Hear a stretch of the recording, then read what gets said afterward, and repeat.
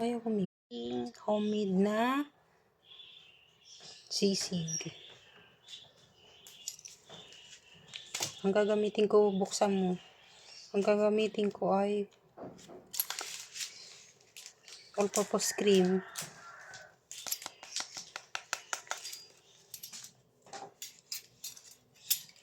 Lalagyan ko siya ng Mamacita's oyster.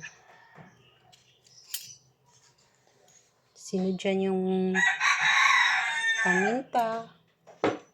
Lalagyan ko siya ng, ayan, may sour cream ako. Sarap ng sour cream. Nabili ko sa SM. Ayan.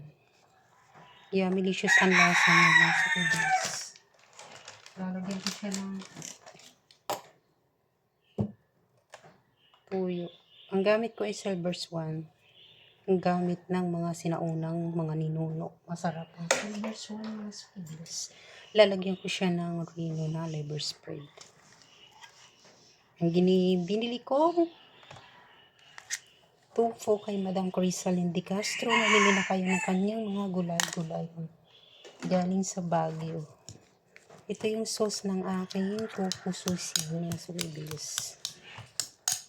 Haluin lang natin ng ganyan. Lalagyan natin siya ng kaunting chicken powder. Pampalasa lang siya ng kibis. Yan na yung pinaka-sauce natin mga kibis. Lagyan natin kaunting salt.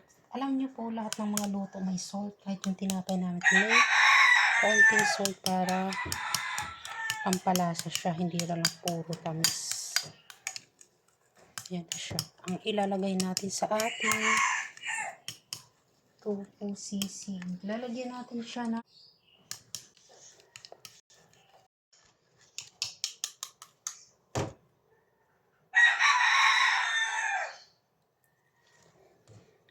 magtitimpla na tayo ng ating, ito na yung ating sauce.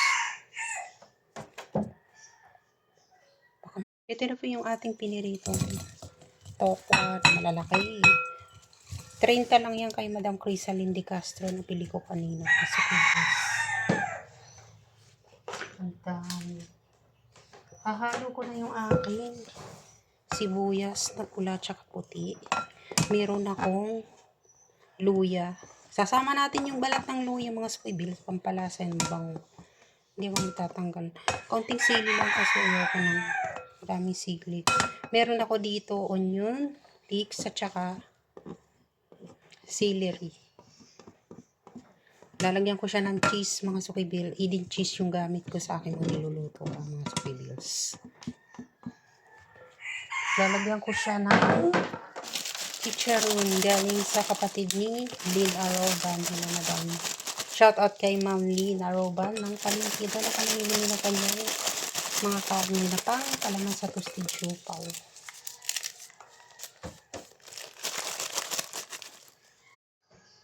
Ayan na siya. Plating na natin ng ating tofu sisig mga squibils. Lalagay na natin dito sa ating plating. Ganda. Ayan. Comment lang po dyan kung pwede natin ibenta ito mga squibils. Lalagay natin sa mga tub.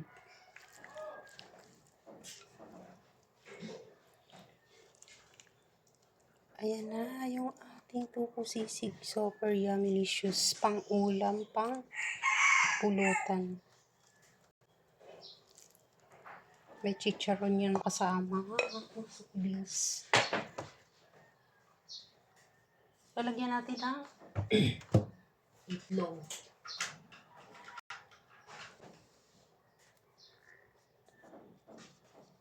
Lalagyan natin ng itlog para maganda tingnan ng squibils. Ang ating tofu sisig.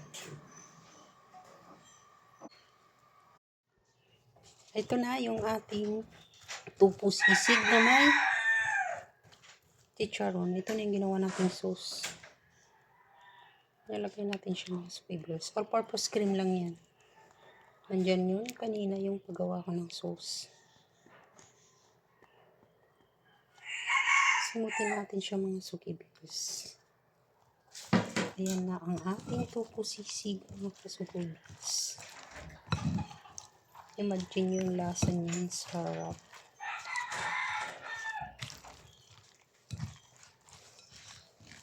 Yan, delicious ang aming tofu sisig. Small lang ate.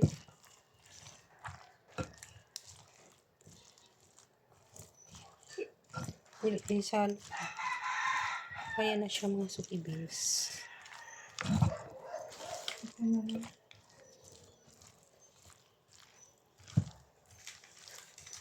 Diba? Sarap.